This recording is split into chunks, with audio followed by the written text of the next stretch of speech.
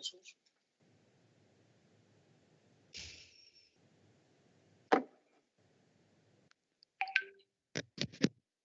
Good morning, everybody, and welcome to Nottinghamshire County Council's Holocaust Memorial Day 2021.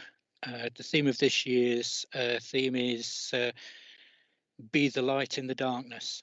I think everybody can relate to that in this year where we've had quite a bit of darkness. We'll be running this event online, and we have several speakers at the end of the civic section. The civic section will be starting in a few minutes, and I just want to welcome everybody to the event. Okay, so I'd also like to welcome everybody to our virtual Holocaust Memorial Day event. I'm Marjorie Toward. I'm the Service Director for Customers, Governance and Employees here at the County Council. And as Marcus said, today's theme is Light in the Darkness. We've got a number of people on at our event virtually today. We've got the Chairman of the County Council, we've got the Leader of the County Council, and a number of other County Councillors, including Councillor Alan Rhodes, Leader of the Labour Group here at the County Council. We've also got representatives from the Holocaust Memorial Trust, and I believe colleagues from MHCLG are also going to join us. And we also have staff and trade union colleagues on this event, which is a joint event with Unison, who have, Mark, on behalf of Unison, has helped us pull this event together. We are live streaming this event, so that the stream is live now, just so everybody knows. So some people will want to watch rather than be part of the event. I'm going to quickly take you through the agenda and then we'll hand over to the chairman. So the chairman of the County Council is going to formally open the event and light the memorial candle. The leader of the County Council will then speak. Rabbi Tanya is going to join us and say the prayer. We will then have the reading of the names of the children who died in the Holocaust. Because it's virtual, we've had to do that slightly different this year. So I'll explain how we're going to do that when we get to that part of the programme. As Mark's alluded to, then the civic part, the informal part of the event will end there, and a number of people have to leave us at that point. But we do, everybody is welcome to stay right to the end, because we have 3 speakers later on. We have Martina Salvante, Lucy Fox and Ivan Wells. They're going to speak. They've got photographs, they've got presentations, and they've also got some video and film footage to show you. Chairman will bring the event to the close about 11:30, all being well. Just one other thing for me to mention in the introduction is that we have created a Holocaust Memorial Information Hub on our website, where we've collected together articles, videos. One of the videos you're going to see later on about Srebrenica is on there, for instance. Individual testimony, photographs, a lot of really interesting material. Avneet will post the link to that in the chat, so if you want to be looking at that, you can as well.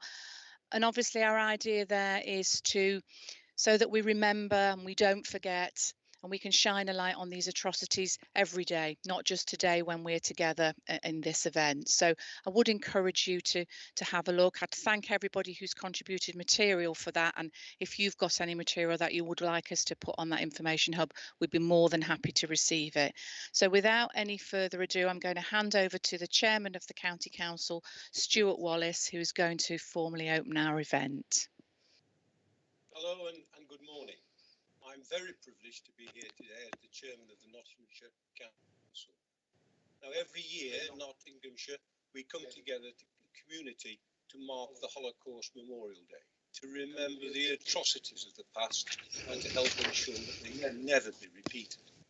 I'm proud to join with you on honouring all those who have lost their lives in these terrible events, and to remember both happened, and just as importantly, try and understand why it happened. As a community, it's important that we share a common mutual respect for people of all faiths, from all backgrounds, and to celebrate the amazing diverse communities that we have here in Nottinghamshire. is also time to reflect on the contributions we all can make together as partners. Nottinghamshire County Council, alongside with many other organisations in Nottinghamshire represented here today, are signatories to the No to Hate pledge, and we also have our own hate crime policy. Now, as I light this candle in memory of the millions of people who've lost their lives in the Holocaust and in the genocides which followed in Cambodia, Rwanda, Bosnia, Darfur, may we never forget the inhumanity and appalling barbarity that history has taught us. So let us recommit to tolerance and respect towards our fellow men and women. And let us say it must not ever be allowed to happen again. So I'm now going to usually set my fire to myself at this stage.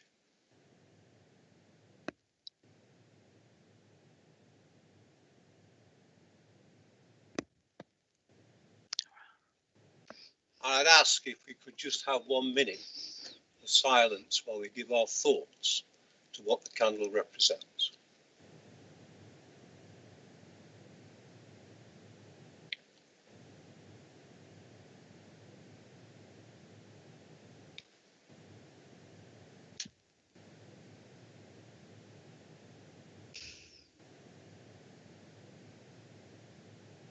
Thank you. So our next speaker is the leader of Nottinghamshire County Council, Councillor Kay Cutts, MBE. Leader. Thank you very much. It's an honour to be taking part in this event to commemorate all those who so tragically lost in the Holocaust. The magnitude of the genocide that was visited upon the Jewish people defies comprehension. The scale of the evil was so great, the impact so profound, that it threatens to obscure the countless individual human stories of tragedy, loss and suffering. That is why events like this today are so important. The horror of the Holocaust unfolded on the East European continent almost a lifetime ago, and those who witnessed it are sadly ever fewer.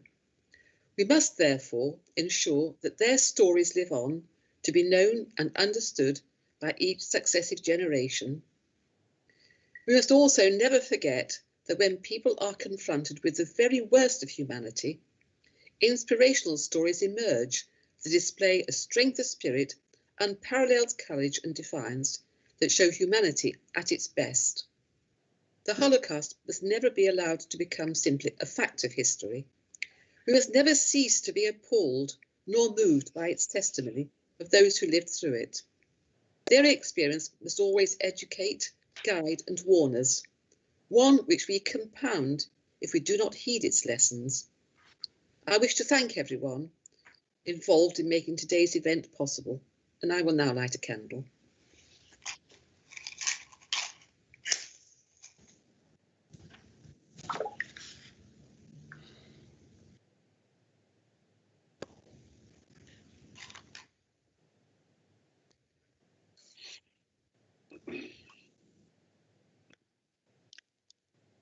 Thank you, Leader. And now I'm going to hand over to Rabbi Tanya to say the prayer, please.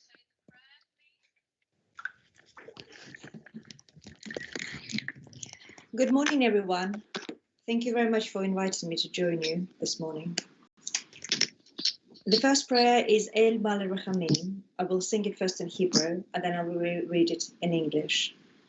It is the prayer for the souls of all the victims of the Holocaust and all the victims of other genocides, so that their souls rest in peace.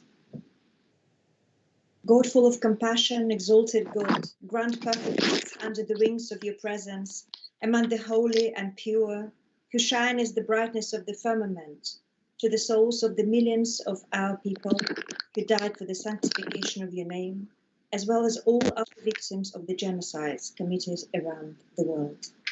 Merciful God, shelter them forever under your wings, and let their souls be bound up in the bonds of eternal life.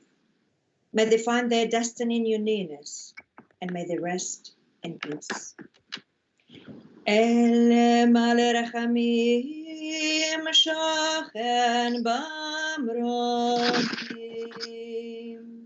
אמצא מנוחה נכונה תחת כנפי השכינה. הם קדושים וטהרים כזוהר הרקיע מסהירים את נשמות רבבות אלפי ישראל שמתו על קידוש השם. בעל הרחמים אסתירם בסתר כנפיך לעולמים.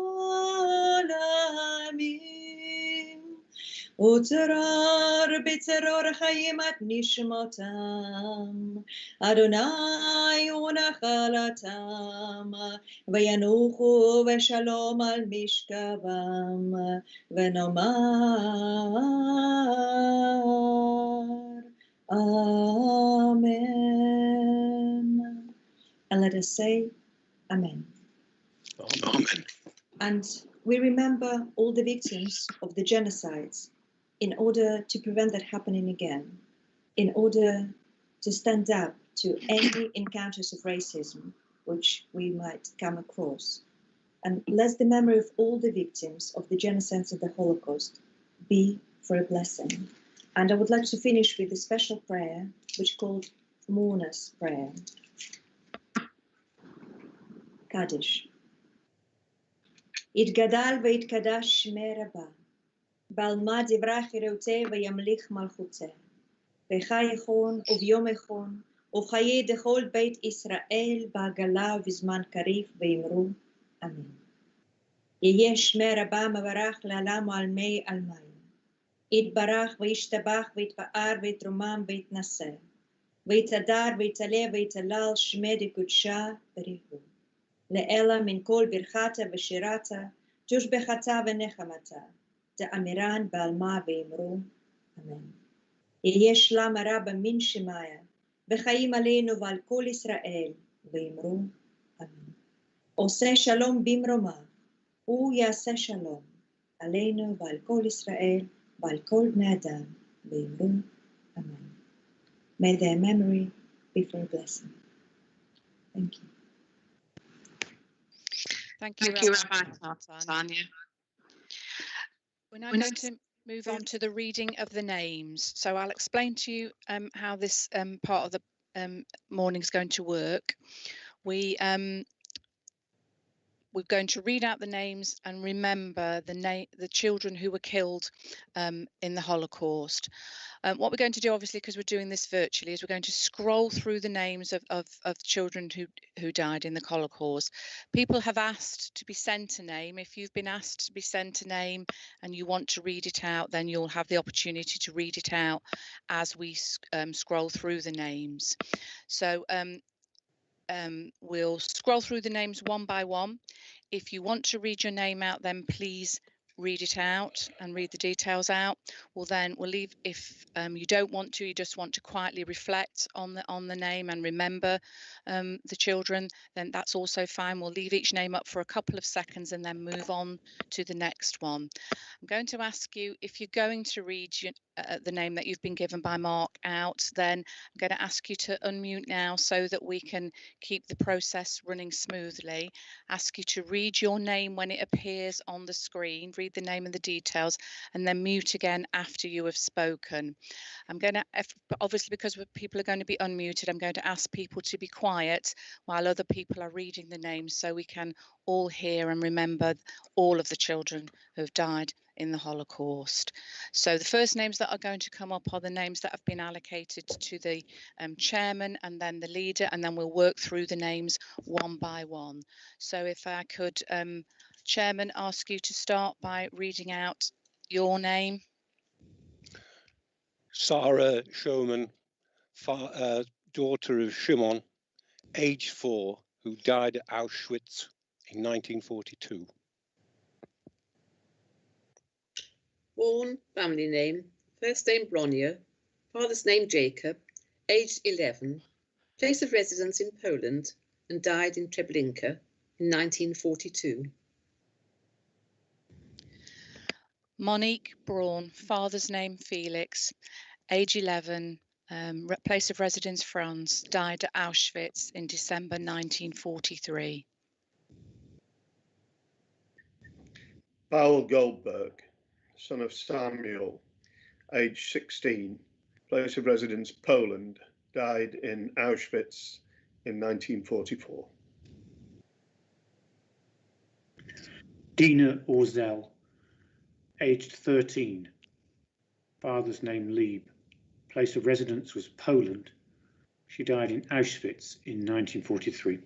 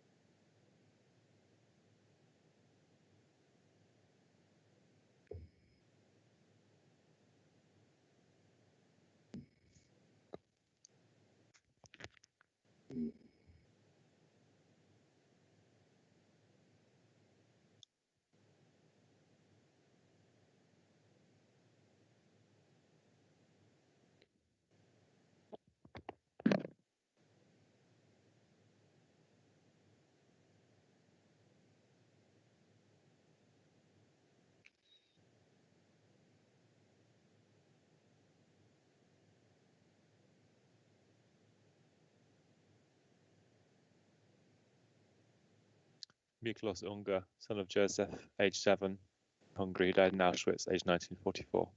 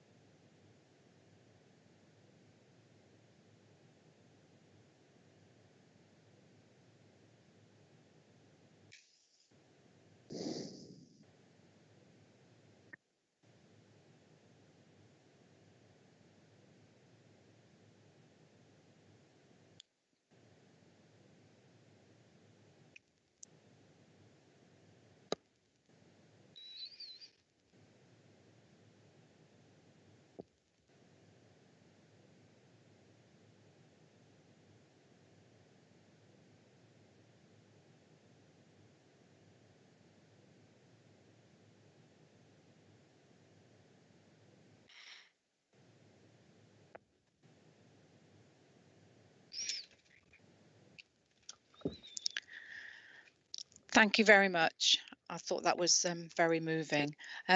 So that's the part of our agenda where I know some people have to leave us, but the event does go on and everybody is welcome to stay. We're now going on to a short video, and then I'm going to hand you over to Mark to introduce the speakers. Mark, did you want to say a few words before the video? Hi, I just wanted to say thank you very much to everybody for taking part, and thank you very much for asking for names. It really is difficult for me to send out the names, and I really appreciate everybody who does remember this every year. So thank you very much. I'm going to put on a video that Ivan's requested, so just bear with me while I share this now.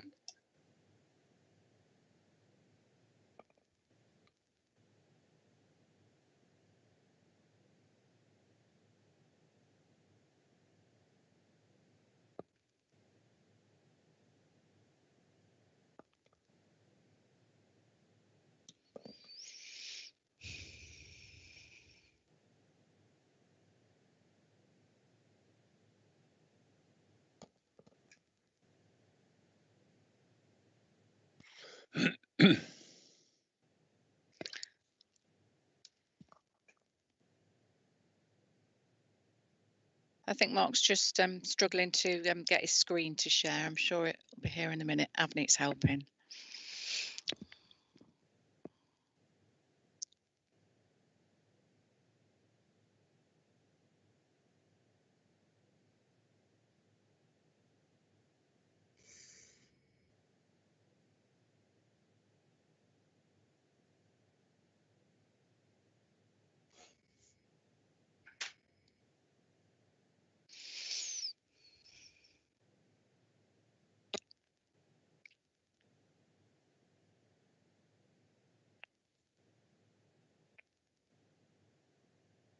I'm not No. getting any No. sound or voice or anything.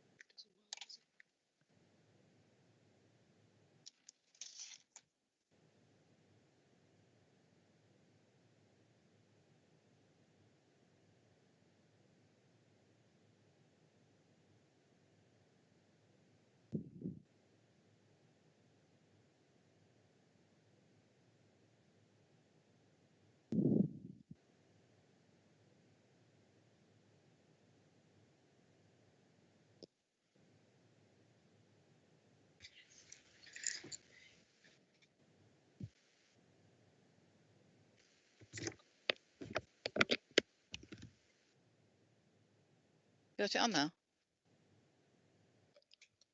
I can't see the video. No, I think we're going to have to come back to the video. So if everybody is okay, I'm going to move to the first speaker, Martina Salvante. Mark, were you wanting to say a few words of introduction for Martina? With my sorry.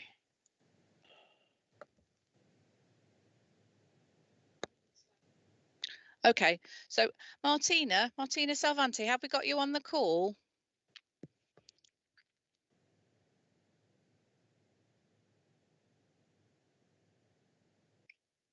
Okay, don't know what's happened to Martina. Perhaps I'll move to the next speaker then, because I don't think it's particularly important what order the speakers come in. So we've got Lucy Fox. Lucy, are you on the call? Ready to speak? Yep. Thank you very much, Yeah. Lucy. Thanks. I've got a presentation to share. I just wanted to check, can everybody hear me? Yeah. Okay. Yes. Yeah. Okay, brilliant. Thank you for having me as a speaker. I'm going to speak about my father who, sorry. Lucy, before you Yeah. carry on, I think somebody else needs to mute because I think we've got some background noise somewhere. Before you start. Okay, It that's may better. possibly be from my end. Okay, thanks, Lucy. I wasn't 100% prepared to speak at You're a bit early, aren't you? Yeah, no, I've just got some noise.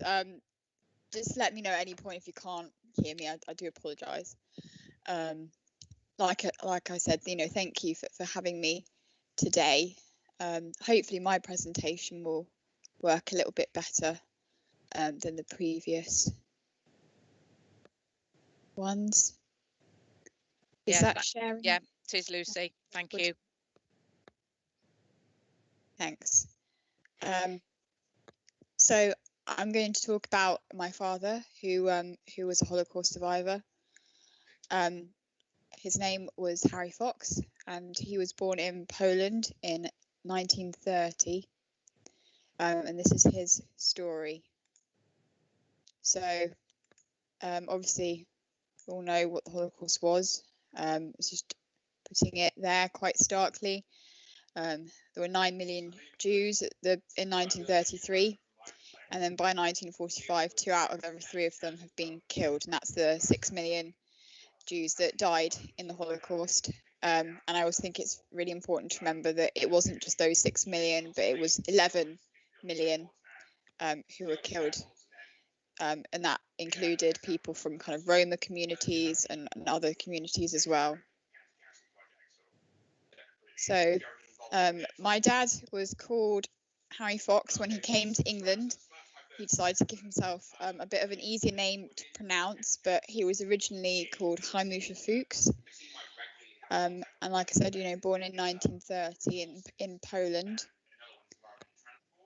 And he was born in a little village just outside Lodz, and that was called Tushin. And there's some photos of the village and how it looked. I think there might be some snow on the ground there, so probably quite familiar to all of us. And you know, he had a happy childhood. This kind of shows, this was drawn from his memory, so it shows how he kind of remembered his village being. It was very small. They had a house with kind of normal amount of space in it, not a big house, not a small one. They had a dog, a cat, a horse, and communal loo. So it was 1930, so not quite up with all the latest technology. And Tushin was a mixed village, so there was a Jewish quarter where they kind of kept together, but it was also home to a number of kind of Catholic Polish as well. And there was a Jewish school and a Polish school. And that's just a bit of a blurry photograph. But that's my father and his brother in 1930 playing in the forest. So my dad is the small one that's looking a bit confused. And that is a picture of his 2 parents. So, you know, traditional Jewish family. And it was 1939 when the Germans moved in to Tushin. And we all kind of probably have heard of the yellow star that Jewish people were required to wear. So that was started with it being mandatory for all Jewish people to wear a yellow star on their clothing so they could be identified. But at first, the Germans were actually quite friendly to my dad. So he was a small boy. He was quite cute looking. And he just remembers them kind of riding around on motorbikes and giving him sweets. So there was no real indication of what was to come at that point.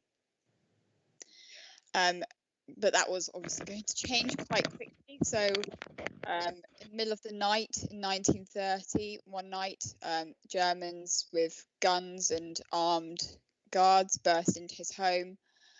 And they said, you have 2 hours to get out or be shot. So obviously they kind of got out. And they moved to a ghetto near Piotrków. So that shows the outlines of the ghetto. It was only Jewish people that were living in that ghetto, and they were all put to work nearby factories. This just shows a few more photos of how the ghetto looked at that time. So my dad was put to work with his brother and his father in Hortensia glass factory. And they were doing things such as blowing glass with their bare hands. It's kind of tasks like that, obviously not really being paid for the work, but they remained in the ghetto until 1942. So they had some years there. And my dad was not an only child, so he had a brother and he had a little sister as well.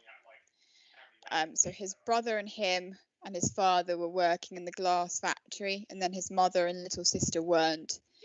His little sister was only 9 at this point. But in 1942, the Germans came in again. They rounded everybody up in the square, and they separated people into 2 groups. So they had one group for women and children and another one for workers. And my Dad was put with the workers because of the fact that he had a permit for the glass factory. But his dad pushed him to the other side. So go with your mother, because he thought he was too young to be separated from her. And it was only one of the guards who said, no, he's got a work permit. He needs to go back. He needs to go into the other. He needs to go with you and go with the workers. And unfortunately, all of the people in the other queue, so all of the women and children, were deported to Treblinka, which was a death camp. So they were sent to the gas chambers, and that included my dad's mother and his little sister. Thank you.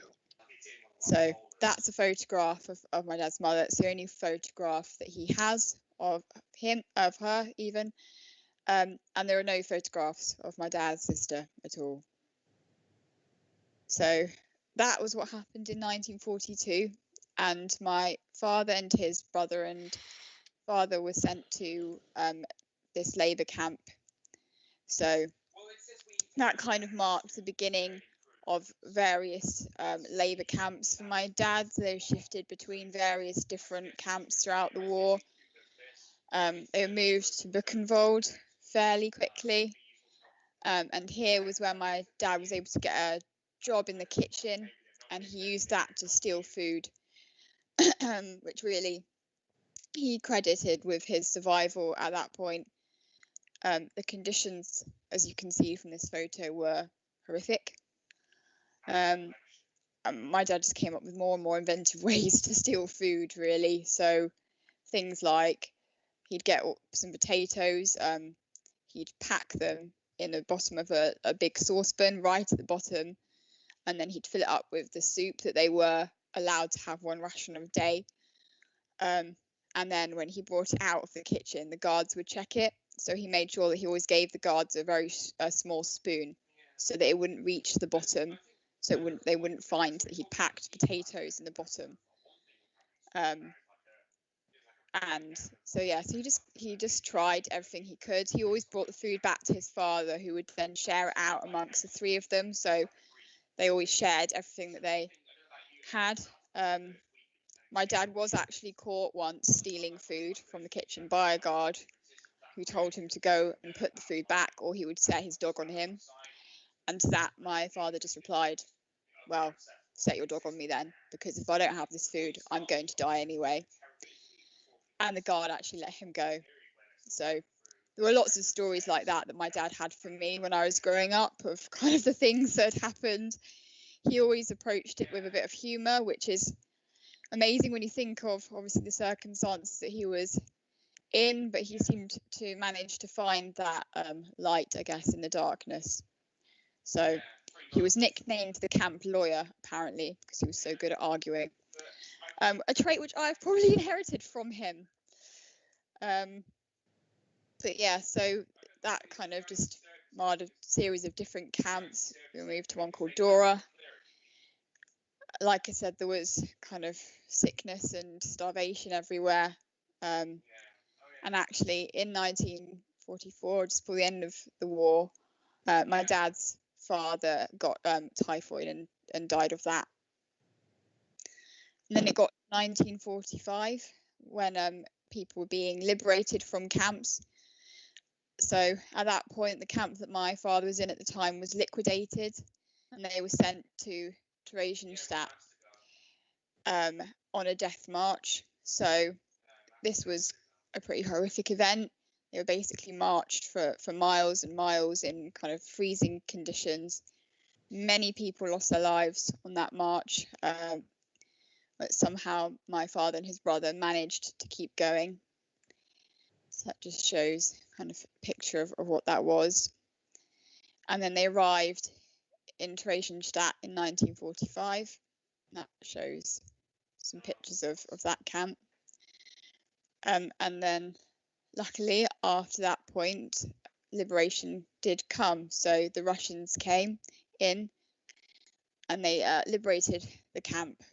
So obviously that was a great time for them, but also, just marking really the end to years and years of suffering and horror that obviously left their mark. At this point, my father and his brother were still under 18. And that shows their family tree. So everything in green survived the Holocaust. And then all of the red are those that died. So as you can see, most of the family died. And actually, everybody in Tushin that was Jewish that had been sent to the camps, apart from my father and his brother, also died. So the entire village basically was wiped out. Because my father was a child, the British government invited a group of children over to England after the war to rebuild their lives in this country. So that was what happened to my dad and his brother. They were sent to Prague, and then they were taken by a Lancaster bomber to Carlisle, to hostels. So this picture shows a group of the boys, as they were called, in Carlisle shortly after the war. So they were basically put into a hostel to learn English, to rebuild their strength. Many of them were in really weakened conditions, and to kind of, recover from the horrors that they'd experienced. So that shows another group of them playing football. So yeah, able to do kind of the normal things that people do. And my father is the one there. I don't know if you can see on the left-hand side, kneeling down. And this group of Holocaust survivors are termed the boys, and that's because they were all under 18 and they all came over from Prague at that time. So my dad was sent to a hostel in Carlisle, just off Lake Windermere, and there were other kind of hostels around the country. And then after that point, they were kind of trained for work, so they were sent to different places. My dad ended up working as a pattern cutter in London, and that's a photograph of him there. So really just able to rebuild his life and have family. So after the war, he married and he had some children, including myself, of course. So this next slide just shows some of our family. So my sisters, my brother, and my nieces, his grandchildren, and himself. So all of the boys are really proud of the fact they've rebuilt their families. My dad always thought it was important to remember what had happened. It was very important to him that the memories of his parents and grandparents were kept alive. So he regularly did talks about his experiences. He thought it was really important to do that, and he never it was never hidden from me what had happened to him. It was very much kind of open about his experiences. He wanted other people to know about what had happened and to reflect, really, I guess. So this picture shows him when he went on a March of the Living. So he did eventually go back to Poland and kind of rewalk the Death March. And this is an annual event that happens every year. Obviously, it's not happening at the moment because of COVID. But, a group of people go and redo that to remember what happened. This next slide shows a newspaper article about him talking to a school. So, as I said, he always wanted to let people know what happened and make sure that people remembered. And he was very proud of himself to be able to meet the Queen as well. So that just shows a photograph of him meeting the Queen. He was very happy by this, as anyone would be. He felt really happy, I think, that he could continue to bring what had happened to different people and to make them aware of what the importance was of it. And his main message really was to choose life. So despite everything that's happened to him, he always remained very much positive. He liked to have a laugh and a joke. And and you know, he was about saying, remember what happened and use that, you know, to choose life, because there were all these people who were stopped from doing that. And the story of the boys, including obviously my dad, has now been made. It was made last year into a drama film. It was on the BBC, and they're going to be replaying that tonight, I think, on BBC4 at 9 o'clock. If anybody wants to watch that, it shows the story of the Windermere children. And I have got a trailer that I was going to play. I just wanted to check if I'm okay for time to play that. Is that okay? Yeah, fine, Lucy. Thank you. So hopefully this video will load more than the other one did earlier.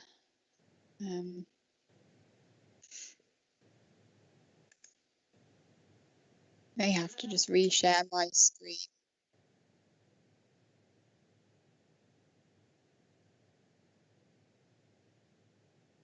If I share a screen, I hope it does audio as well.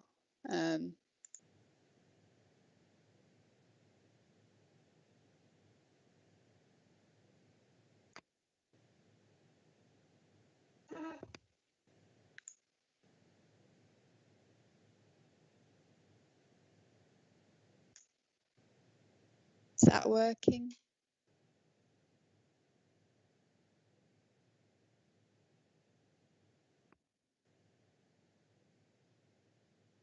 Is that playing audio, just to check? No, there's no audio, Lucy. We've got the pictures. Right. Sorry about that. I don't know if you want to move on to something else, and I can try and see how, or I can post the link to the, I mean, it's quite a moving trailer. I can post a link to it in the chat for people to watch themselves, unless anyone. Yeah, I think that'd be a really good idea anyway, Lucy. Yeah. Yeah, I'll do that. So then people can watch it. Yeah. But yeah, so thank you to end that. All right, thank you very much, Lucy. I've heard your story before, but it's still moving every time, and actually I found it even more uplifting this time. The story of the choosing life. It's over to Mark actually now to speak and introduce the next speaker. Thank you, Lucy. Thank you. Thank you very much, Lucy. Again, you know, I hope everybody can get a chance to see the programme tonight on BBC4 at 9 o'clock, the Windermere Children. And I was just going to hand over now to Dr. Martina Salvente of Nottingham University. I wonder if she's still here.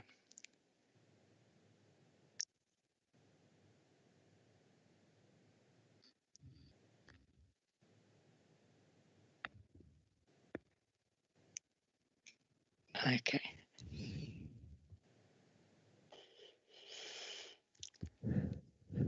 I love technology. Okay. Well, what I might do then is now I know how to do the video part. What I'll do is I'll share the screen again, if that's okay. Just before you do that, Mark, yeah. Lucy, did you want to come in? You've got your hand up. Yeah, I just saw that Avneet posted in the chat that when you're sharing your video on the share screen, it gives you an option to turn the audio. So are you ready to do your video now, Lucy?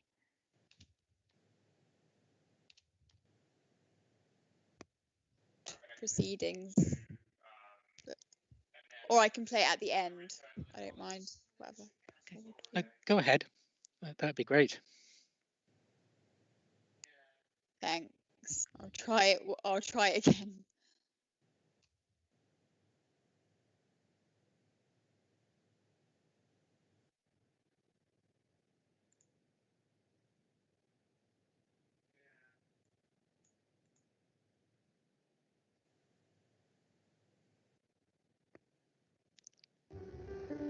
Are you aware of what these children have been through? None of us can imagine. Welcome to Windermere. My name is Jock Lawrence. And you? B7608. They need to move forward. Not so easy when everyone you love lies in the past. We feel compelled to respond as if they were our own children. Eventually, when your strength is fully restored, you will build a new life.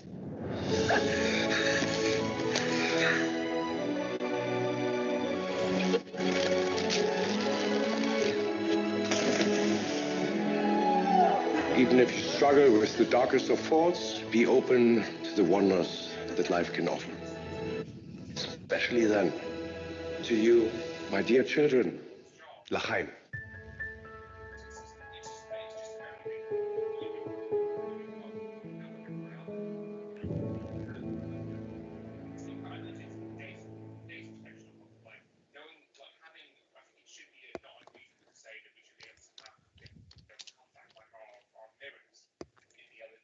Thank you. Thank you very much. Again, I hope everybody can get a chance to watch that or get it on catch up. Right. Is Martina in the chat?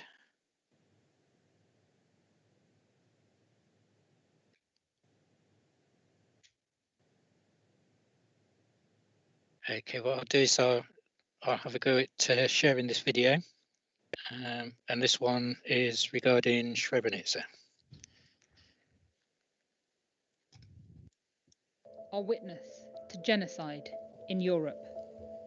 One that happened just 21 years ago.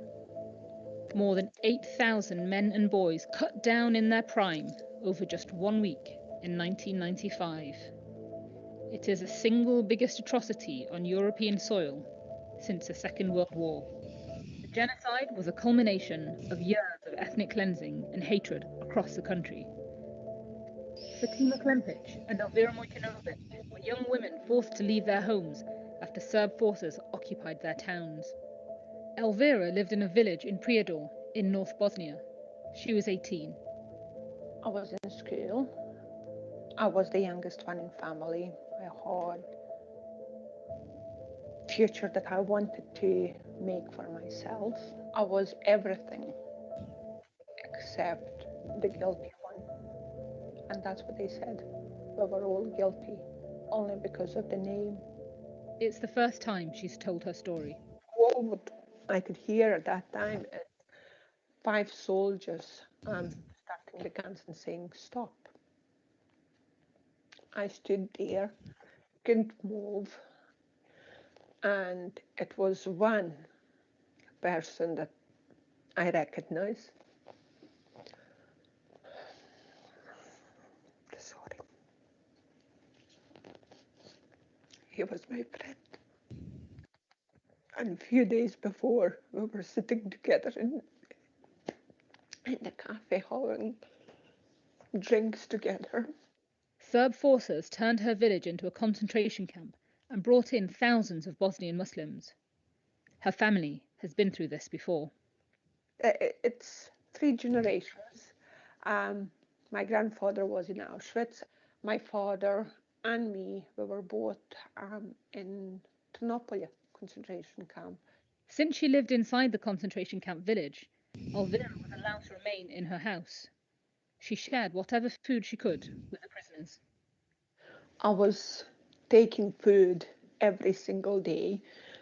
Every morning we took the milk and bread. If nothing else, that's the first thing that we had to take to the babies.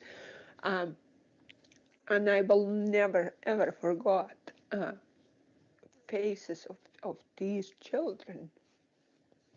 But they're just asking, can I have a little bit of milk?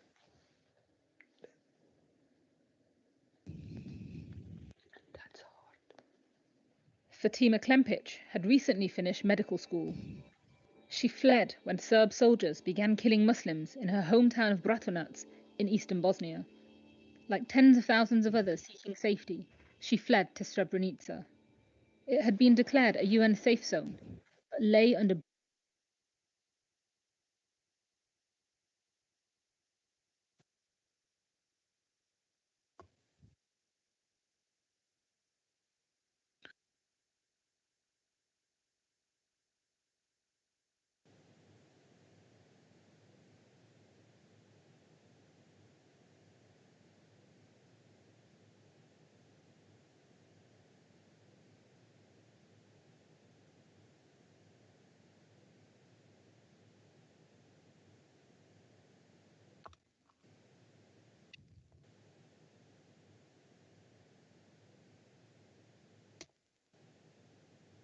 No.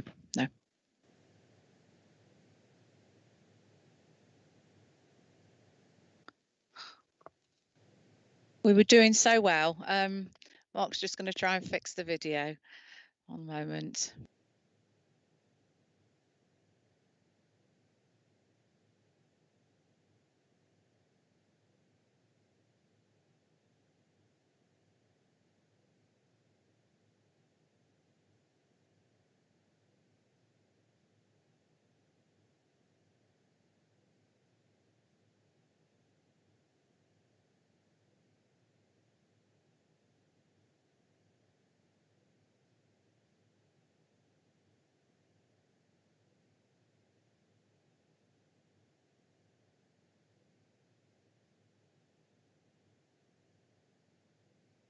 Didn't realize who is alive, who is dead, who is captured, what happened to anybody. You could see only a small part of the column, but when we came to Tuzla, Stop it again. we realized that only about 4,000 people came. Days and days passed, and they didn't come. And then we realized that many people were killed. Srebrenica remains a global symbol of years of ethnic cleansing, the tip of a genocidal iceberg. Over 1 million people were made refugees. Some, like Elvira, found safety in the UK. But it's not the life she imagined. I was planning to go to school. I wanted to be a chemist. Had so many different plans in my life, but absolutely everything changed. Everything. For both Fatima and Elvira, their hopes for a brighter future lie with their children. If you don't know your past, you're never going to know your future. They have to know that you can't treat people wrong or different only because they think different, they come from different group or different religion. I try to teach them that they have to remember, and they have to teach other people how to live without hatred. I hope that time will come once all people could live in peace without hatred. We are all human.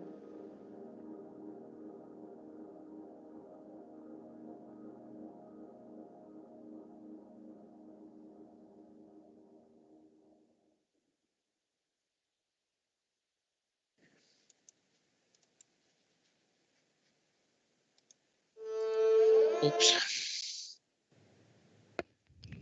Technology.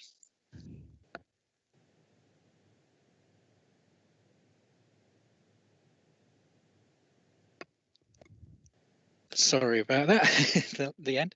Technology is not very good for me at the moment, so I do apologise. I hope you got something out of the video. There is a link to it in the online area that we've created as well, and there are some other survivor testimony videos on as well.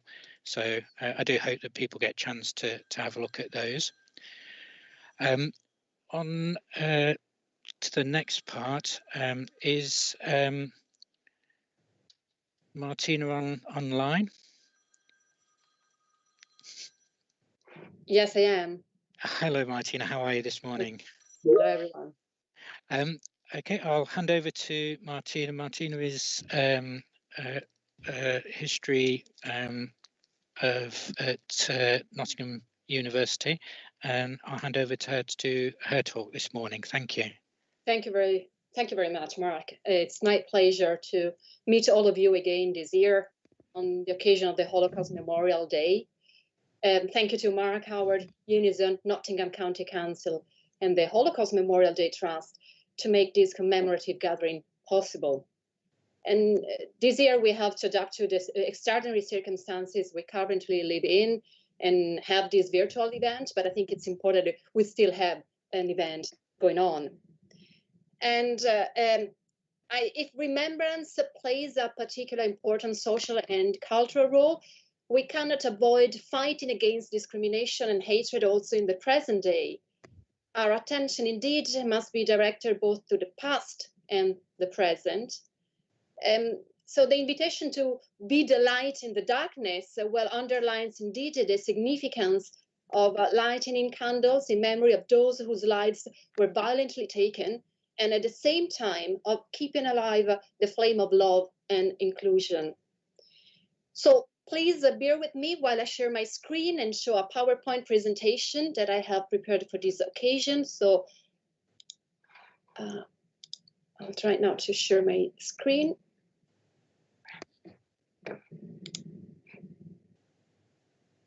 I hope that you're now able to see my screen. So my role as a historian is to look at the past and to scrutinize it critically. For those of you who do not know me from last year, I am an assistant professor in 20th century European history at the University of Nottingham. And in particular, my expertise is on Italian fascism. And therefore, my contribution today mainly focuses on the discrimination and persecution of Jews in fascist Italy. In particular, I will draw your attention to what happened between 1938 and 1944 in my hometown, that is Florence. But before delving into those events, I would like to start from where I left my talk last year. To those of you who attended our gathering last year, I introduced Liliana Segre, an Italian Holocaust survivor who is today a senator for life in the Italian parliament. Born in a well-off family in Milan in 1930, she was arrested with her family in December 1943 and deported to Auschwitz in 1944. Since she turned 60, she has strongly contributed to keep the memory of what happened back then alive by telling her experience, especially to the younger generations. And she's really committed to this important role of speaker, witness. Exactly 1 year ago, she gave a remarkable and emotional speech at the European Parliament on the occasion of the Holocaust Memorial Day. And I would like to share with you some of her thoughts. So please bear with me again while I start the video. And the video lasts about 7 minutes and is subtitled. So please, I'll share then the video with you. 27 di gennaio, io avevo allora 13 anni ed ero operaia schiava nella fabbrica di munizioni Union, fabbrica che c'è tuttora, dove facevamo bossoli per mitragliatrice. Di colpo, in fabbrica, dopo che avevamo sentito scoppi lontani, che lavoravo nella città di Auschwitz e sentivamo e sapevamo che le cose stavano succedendo a Birkenau, dove ero stata fino a pochissimo prima, e venne il comando immediato dalla fabbrica stessa di cominciare quella che fu chiamata la marcia della morte. Perché io non fui liberata il 27 di gennaio dall'Armata Rossa. Io facevo parte di quel gruppo di più di 50.000 prigionieri ancora in vita e che eravamo stati obbligati in quelle condizioni fisiche, senza parlare di che cos'erano quelle psichiche, di cominciare quella marcia che durò mesi e di cui si parla pochissimo, la marcia della morte, e che io quando parlo nelle scuole da nonna, come parlo da nonna da 30 anni a questa parte, dico che ognuno deve una gamba davanti all'altra nella vita, non appoggiarsi mai a nessuno, perché nella marcia della morte non potevamo appoggiarci al compagno vicino che si trascinava sulla neve coi piedi piegati come noi e che veniva finito dalle guardie della scorta se fosse caduto, ucciso. Nessuno poteva rimanere lì su quelle strade. Traversammo. Come si fa? Come si fa in quelle condizioni? Perché la forza della vita è straordinaria È questa che bisogna trasmettere ai giovani di oggi, che sono mortificati dalla mancanza di lavoro, mortificati dai vizi che ricevono dai loro genitori molli, per cui tutto è concesso, mentre la vita non è così. La vita poi ti prepara a questa marcia, che deve diventare marcia per la vita. E noi non volevamo morire, noi eravamo pazzamente attaccata alla vita, qualunque fosse. Era il male altrui, eravamo giovani, ma sembravamo vecchi, senza sesso, senza età, senza seno, senza mestruazioni, senza mutande. Non si deve aver paura di queste parole, perché è così che si toglie la dignità a una donna. È così.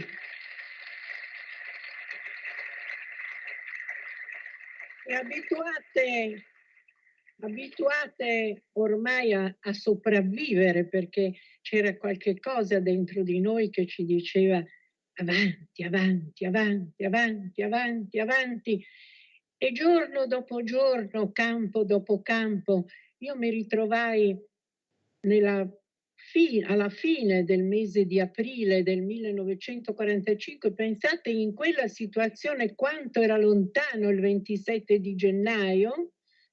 Ero una ragazza ferita, ero una ragazza selvaggia, ero una ragazza che non sapeva più mangiare con la forchetta e il coltello, perché ancora ero abituata a fressen, nicht essen, che voleva dire come le bestie che mangiano, fressen, non essen, e come tale ero bulimica e come tale ero anche disgustosa e come tale ero criticata anche da quelli che mi volevano bene, volevano di nuovo la ragazza borghese con la buona educazione familiare. È difficile ricordare queste cose da 75 anni, un periodo assolutamente incredibile, mentre tutto il passato ha fatto sì che i popoli a volte non si conoscessero. E le bandiere fuori che ricordavo all'inizio mi hanno fatto proprio ricordare quella desiderio di trovare con le olandesi, con le francesi, con le polacche, con le tedesche, con le ungheresi, una parola comune. Per esempio, io dell'ungherese ho imparato una sola parola, che era pane. Kenyere si dice in ungherese, ed è la parola principale, che vuol dire fame, ma che vuol dire anche sacralità di una cosa che viene sprecata oggi senza neanche guardare che cosa si butta via. Allora io da 3 anni almeno sento che i ricordi di quella ragazzina che sono stata, mentre oggi sono una vecchia di 90 anni, non mi danno pace. Non mi danno pace perché da che sono diventata nonna io, 30 anni fa, 32 anni fa, di mio nipote, uno dei miei 3 nipoti, per fortuna ne ho 3, oltre che 3 meravigliosi figli, e che il Parlamento europeo e la non mia estinzione mi sembrano in questo momento lo stesso miracolo, non so se sbaglio.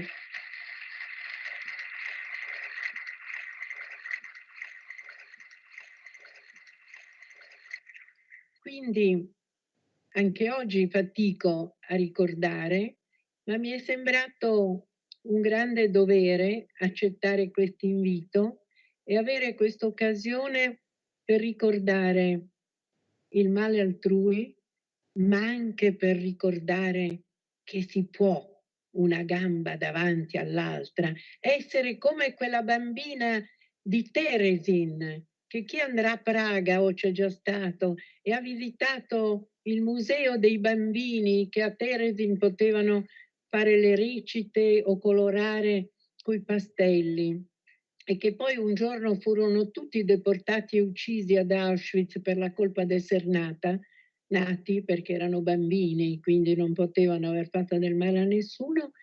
C'è una bambina di cui non ricordo il nome che ha disegnato una farfalla gialla che vola sopra i fili spinati. Io non avevo le matite colorate e forse non ho mai avuto la fantasia meravigliosa della bambina di Teresin, che la farfalla gialla voli sempre sopra i fili spinati. E questo è un semplicissimo messaggio da nonna che io vorrei lasciare ai miei futuri nipoti ideali, che siano in grado di fare la scelta e con la loro responsabilità e la loro coscienza essere sempre quella farfalla gialla che vola sopra i fili spinati.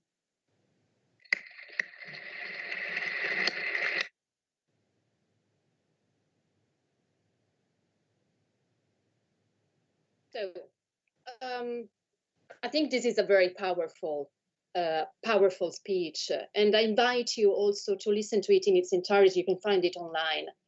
So, but what happened in Italy between 1938 and 1945? Sorry, and I show you another slide. So in 1938, the fascist regime, which had been in power since 1922, launched an anti-Semitic campaign. In the autumn of that year, the fascist regime enforced racial laws, which excluded Jewish students and teachers from public schools, limited the professional activities and businesses in which Jews could engage, imposed restrictions on property, creating a state of apartheid for Jews in Italian society. It also created a census of all the Jews and a bureaucracy devoted to their surveillance and persecution. So such a situation facilitated the roundups and deportations of Jews in 1943, when part of the Italian peninsula was occupied by the German forces following the armistice between Italy and the Allies and the creation of the Italian Social Republic. In the territory controlled by the Nazis, roundups of Jews started immediately. Families and individuals were taken from their homes and sent to local prisons. They were then transferred to transit camps and eventually deported to the extermination camps in Eastern Europe.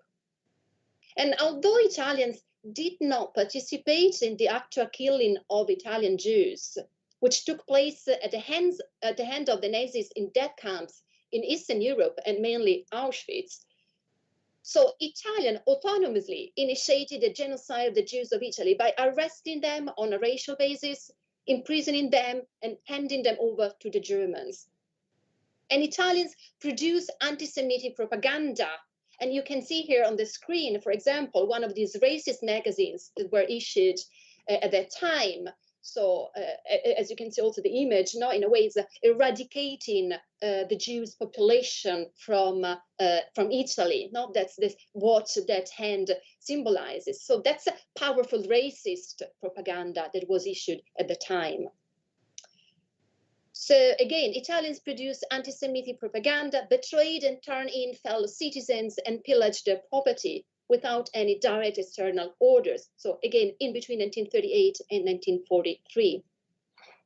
That, as I said, then there were a big change in 1943, and the first roundup in Florence took place at dawn on the 6th November 1943. It was carried out by the German military forces. However, according to an eyewitness recounted after 1945, the attack on the synagogue, during which the temple was surrounded and invaded, rounds of shots were fired, and sacred objects and sections of the interior were destroyed, saw the involvement of Italian fascists in plain clothes. Then the attacks spread throughout the city, and the roundup probably led to more than 100 arrests. Roundups continued into the following year until the liberation of Florence in August 1944. Of the Florentine Jewish community that numbered more than 2,000 members, 311 were arrested and deported from the city and the surrounding province. These days, a plaque in the gardens of the synagogue lists their names. And you can see here on the screen an image of the synagogue of Florence, and then also the commemorative plaque that is in their gardens. So the majority of Jews succeeded in fleeing the arrest and persecution set in motion beginning the autumn of 1943. As in other contexts, for every Jew who succeeded in surviving, or rather was subject to deportation, in most cases a non-Jewish Italian, often a neighbor or acquaintance, offered assistance or, on the contrary, informed the authorities, sometimes for a price, other times not. So to conclude, I invite all of us to complement the remembrance of those violently killed in genocides with a solid rejection of any form of discrimination and hatred. As Liliana Segre reminded in the video that I've just shown you, may we always be able to make a choice, and may we always be acting with responsibility and conscience. Thank you for your attention.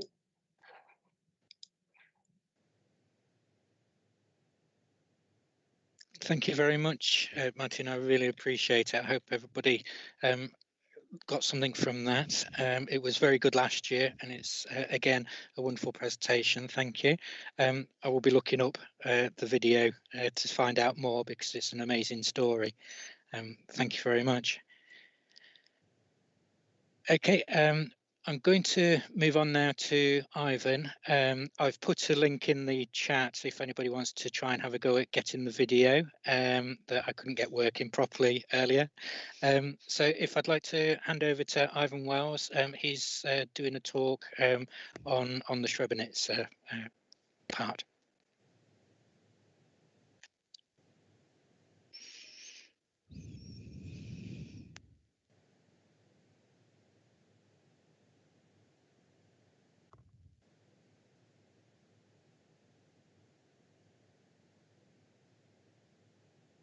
Hello, are you there, Ivan? You're on mute. Try to unmute. Welcome to technology. I'm glad there's people having a day that I am. Right. Can you hear me now? Yes. I'll leave my pointer just there because every time I move off it, it goes mute again. Thank you very much.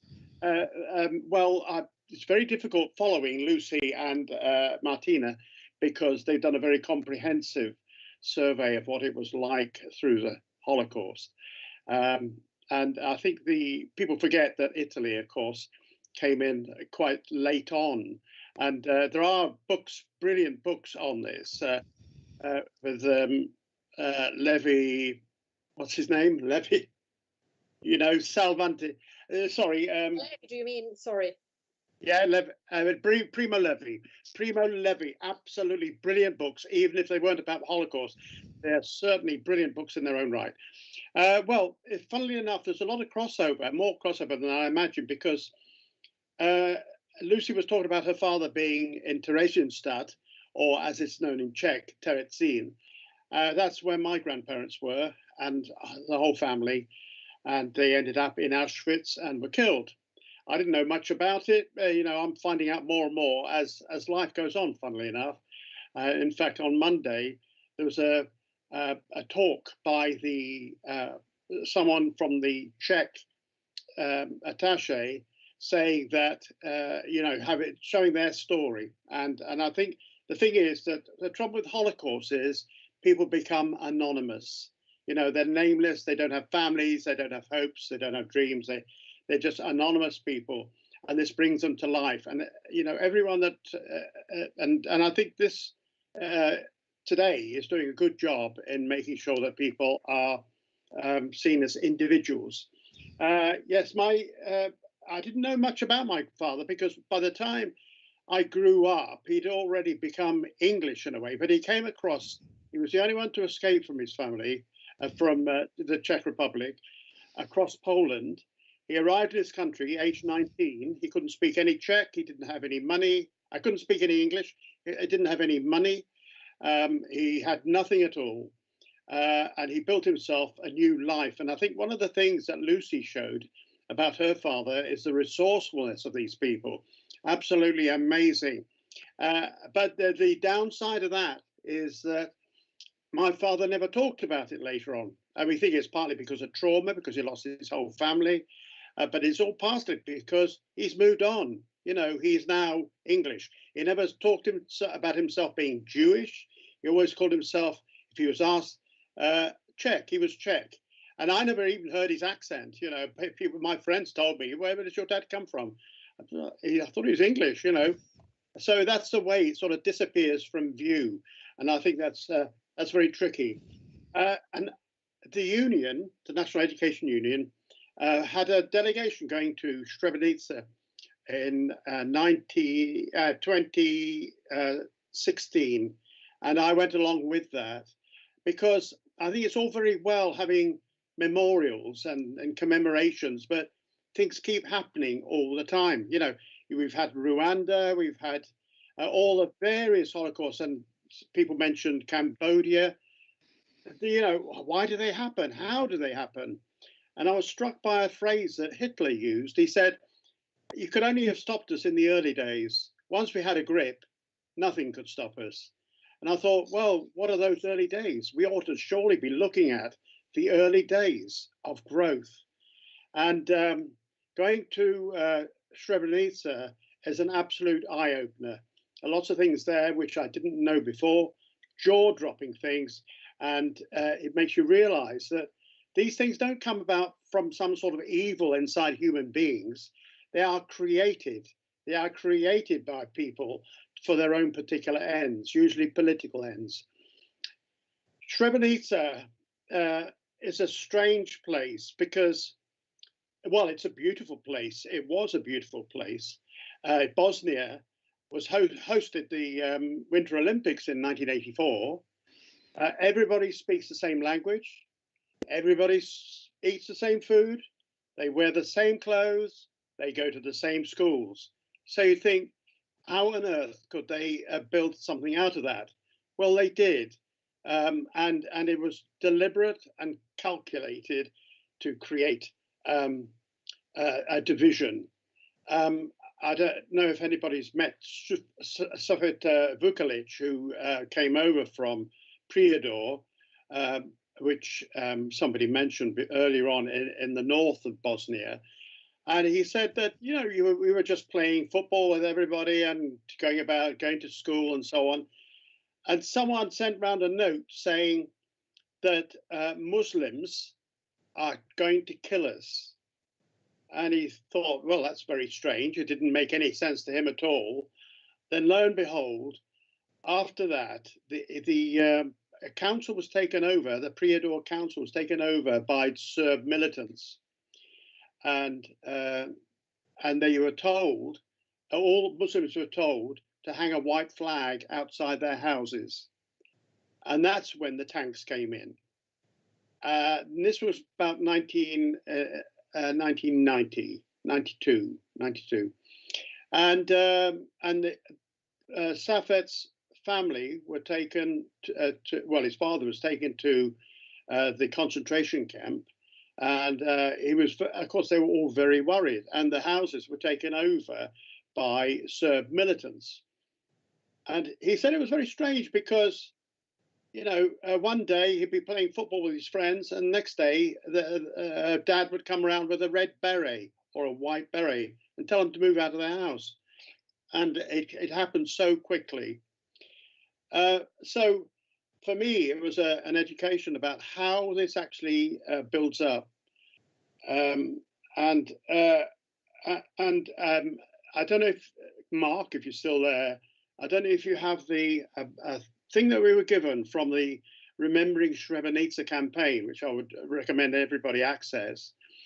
It shows the 10 stages of genocide. I mean, it's not as clear cut as that, but it gives you a guide as to how things are created out of nothing. Even in a place like Bosnia, where for generations people had spoken the same language, same customs, different religions, but they weren't really religious anyway. It didn't matter. And it was created, the situation was created to where refugees left parts of Bosnia and ended up in Srebrenica, which, if people can remember, or if they saw it at the time, was supposed to be a safe haven. you remember that phrase, safe haven? And they sent UN troops there. But in fact, what happened was the safe haven became a trap. And when the Serb militants came in with their tanks, because they'd taken them over from the Yugoslav army, they rounded everybody up. And within a space of a week, 8,000 men and boys were killed.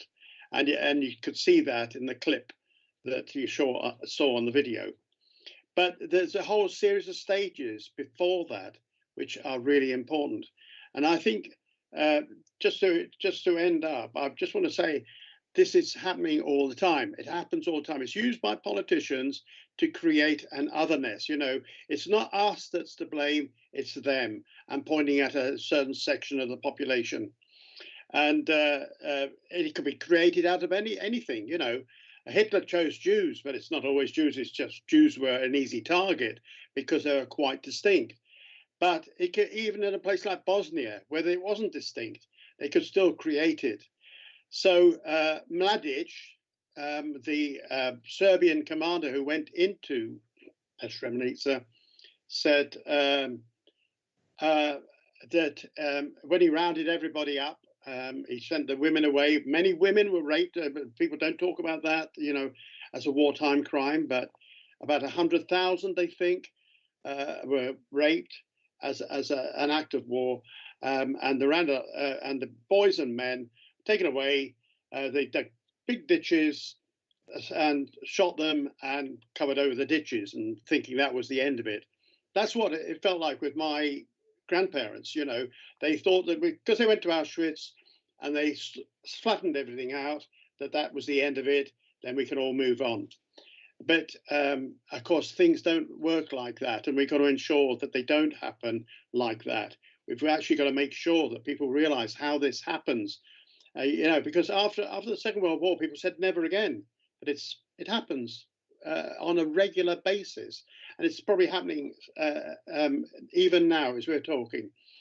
So that's why I went to Srebrenica, and that's why I'd recommend everybody goes to Srebrenica. You just go onto the Remembering Srebrenica website and go on a trip. It is an absolute eye-opener, and you say, goodness me, I didn't realize it happened like that. It's not sort of a rocket science or anything. It is a calculated thing. When Mladic, for instance, murdered all the boys and men in Srebrenica, people said, well, how do you feel about that to him? You know, the reporters, because there were reporters everywhere, they recorded it all. And he said, well, this is my present to the Serbs of Srebrenica, because of their defeat by the Turks in 1354. Yes, and it built up a whole mythology. And of course, you can see that with Hitler. Hitler did that. I would sorry if you haven't seen the Holocaust Museum at Laxton near Ollerton, I'd strongly recommend that, because you could see the way you build up a mythology. I wouldn't necessarily go to the horror bit, because the trouble with horror is that you sort of switch off, but go to the school bit, which they've got there, and show how it's insidiously sinks into the school curriculum, you know, where they got Gothic script and showing how Deutschland über alles crept into every part of the curriculum, and how we'd be really great if it wasn't for those people over there making a mess of it. And that's what I think is the whole message of this. It's not just a commemoration, it's a learning lesson. So, Mark, you did have that 10 Stages of Genocide. I don't know if you can actually sort of share it on the screen, but certainly we could put it up. Put it in the chat, Ivan. Put it in the chat. I'd recommend that, because there are certain things in there. When we were given that in the first day when we were in Bosnia, you know, there were certain things there which made me, I thought I knew it all, you know. I've been over it at school and so on, and I knew about my grandparents. But there are certain stages which start very low down, and those are discriminatory laws, which seem like admin, you know, just to separate people off from other people. Othering, it's called, you know, where you have those people have got to make a list of their details. send it in, you know, it's just an admin exercise, etc., etc. But those come back to bite them later on. And when things get a grip, they can lead to genocide. That was one of the things, how it slowly creeps in. And as it went up the list of the stage 10, I thought stage 10 would be the actual slaughter itself, but it wasn't. Stage 9 is the slaughter. Stage 10 is denial. And that really shook me, that did. You know, just denying that anything happened. Well, it's war. You know, these sort of things happen. You know, it's half a dozen of one, six of the other, and so on. But that, to me, is the most frightening thing, because if we don't look at these things and analyze them and make sure they don't happen again structurally throughout society, then we don't stand a chance. It's not about evil people. People are wonderful. People are very resourceful. People survive anything.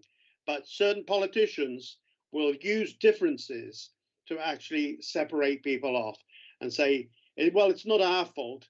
It's those over there, and we've got to deal with them. So that's the lesson from Srebrenica, and it was a lesson which I felt very deeply, and I'm going to keep saying it as long as people will listen to me. And in the meantime, do access the 10 stages of genocide, and also, if you can, although brace yourself, it's quite difficult, go to Srebrenica and see how it happened from the inside, because you've got survivors there, you see, and they can talk about it from an everyday point of view. Okay, thank you very much. Thank you very much, Ivan. There is resources in the new area, including the 10 stages or 10 steps to genocide. There's also another one from the Holocaust Memorial Holocaust Memorial Day Trust that is the 10 stages to genocide as well. So we're trying to build up a resource so that if COVID keeps us like this, we've got some more resources and people can get to them through the year. I think it is important to remember not just the names that we do every year, but all of the genocides from all parts of the world, and we must not let it happen again. Life's too precious, life's too short, and I think one person standing up, there's quite a few resources in the area that one person can make a difference, and it's always seems to be that somebody says, well, what could I do? And there's some good resources on there that simple things, one thing, saving one life is amazing. So I want to thank all our speakers today. Thank you very much for giving up your time to help me do this, and thank you for your continued support. I'll hand over to Marge to just round up the sort of end of the day, and I thank you very much for taking your time out of the day to come and join us today.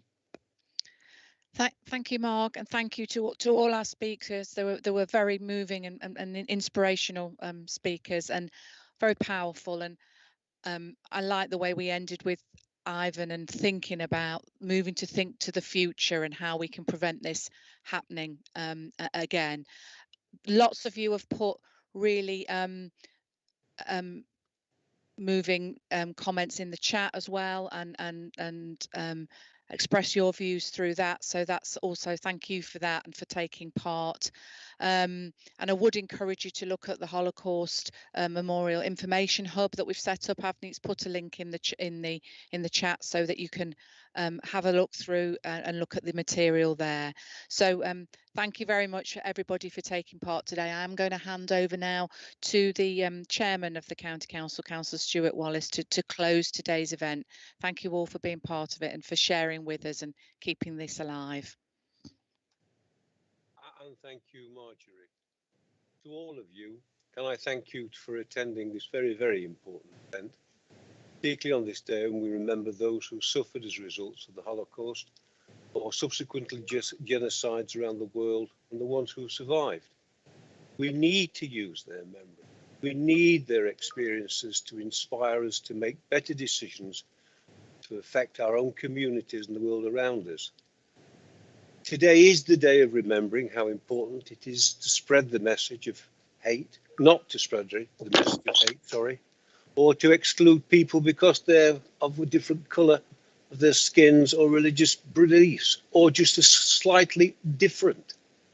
With this message of peace, I wish to close the event by extinguishing the candle. I wish you all well. Please keep your distance between social distance. Stay safe and goodbye.